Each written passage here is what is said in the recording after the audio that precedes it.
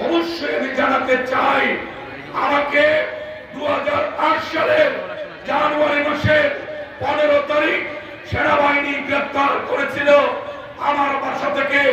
সেই দিন রাতে 1974 সালের বিশেষ ক্ষমতা আইনে ডিটেনশন দিয়ে তৎকালীন ডিসি আতাউর রহমান সাহেব আমাকে জেলখানায় প্রেরণ করেছিলেন।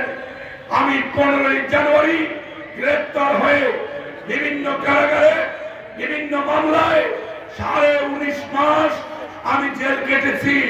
সর্বশেষ আমি মহামান্য হাইকোর্ট থেকে জামিন নিয়ে ঢাকার কেন্দ্রীয় কারাগার থেকে মুক্ত হয়ে আমি হবিগঞ্জে এসেছি।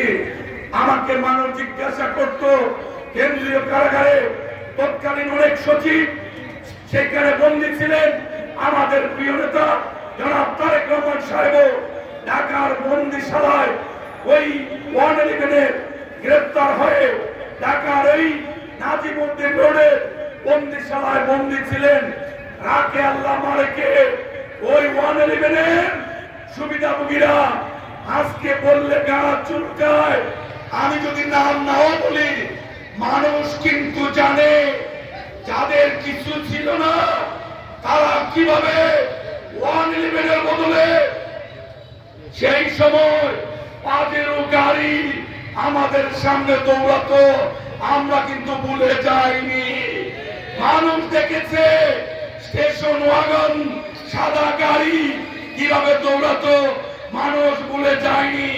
যদি চ্যালেঞ্জ করেন 10 মিনিটের মধ্যে ওই পাজেরো এবং সাদা স্টেশন ওয়াগন ছবি আমার কাছে আছে এবং ওইটার যিনি মালিকানা দাবি করেছিলেন আজকে আমাদেরকে গালাগালি করেন, আপনার ছবি সহ 10 মিনিটের মধ্যে হবিগঞ্জবাসীর সামনে আমি প্রকাশ করব ইনশাআল্লাহ।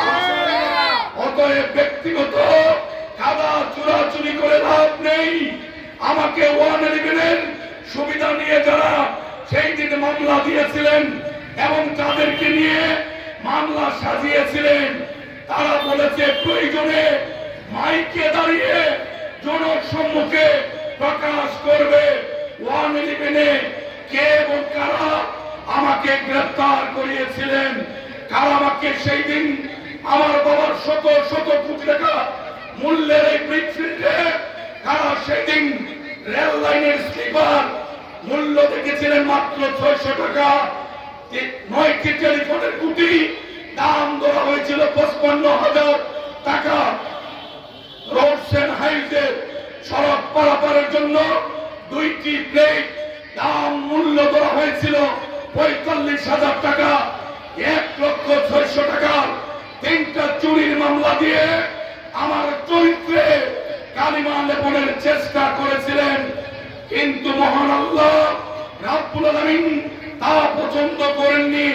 19.5 মাস এই 111 সরকার এই মঈনুদ্দিন ফখরুদ্দিন কুখ্যাত হবিগঞ্জের সুবিধাভোগীরা সেনা পোশাকে যারা মানুষের পকেট কেটেছিলেন সেই কুখ্যাত ব্যক্তির নাম উচ্চারণ করতে চাই না, আর প্ররোচনায় যারা আমাকে 19.5 মাস জেলে রেখেছিলেন, জেল থেকে আমি মুক্ত হয়ে আমি আইনের ছাত্র ছিলাম। হয়তো আমার পক্ষে সেই দিন ল কমপ্লিট করা সম্ভব হয়নি। কোর্টে দাঁড়িয়ে জজ সাহেব যখন আমার এই চুরির মামলার চার্জ গঠনের জন্য সমস্ত প্রস্তুতি নিলেন, আমি আসামির কাঠগড়ায় দাঁড়িয়ে জজ সাহেবের দৃষ্টি আকর্ষণ করলাম।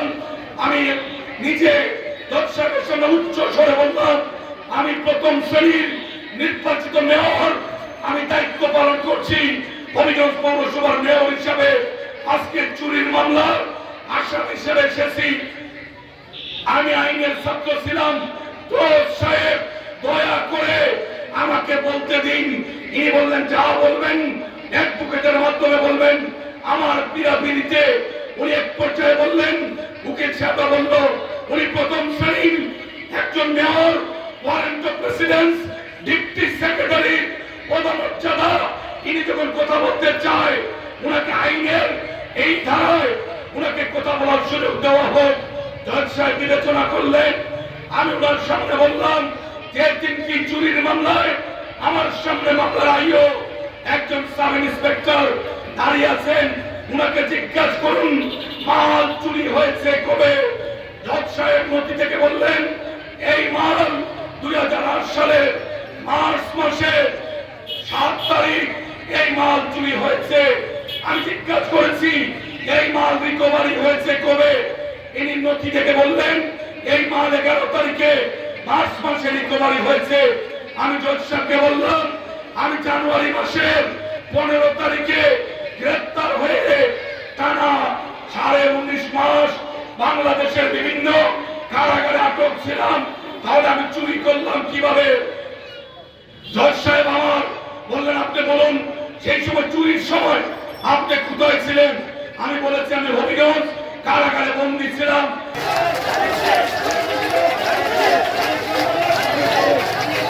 1984 সালে কলেজ ক্যাম্পাসে বক্তব্য দিয়ে যে দুই একজন যে শক্ত কথা কয় এর পিছনে কারণ আছে। কারণ একটাই, উনারা চায়, অনুরোধ করি আমি আপনাদের ভাই, আপনাদেরকে কলঙ্কিত করিনি। আল্লাহ আমরা আইনের আশ্রয় নেব ইনশাআল্লাহ। আজ হোক কাল হোক হবিগঞ্জে যত অন্যায় হয়েছে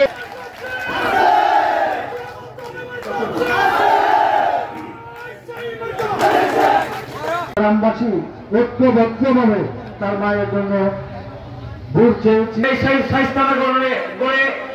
জন্ম নেওয়ার কারণে 17 বছর যে পরিমাণ নির্যাতন নিপীড়ন, পুলিশের গুলি, টিয়ার সেল আমাদের মা বোনদের উপরে লেগেছে। আমার মনে হয় না বাংলাদেশের আর কোন জায়গায় এইভাবে কোন গ্রামবাসী নির্যাতিত হয়েছে।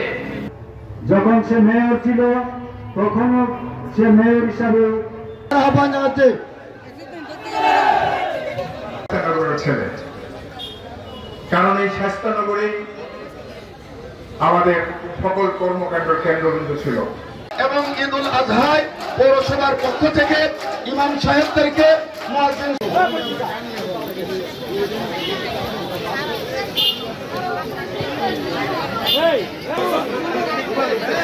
ও শেষ।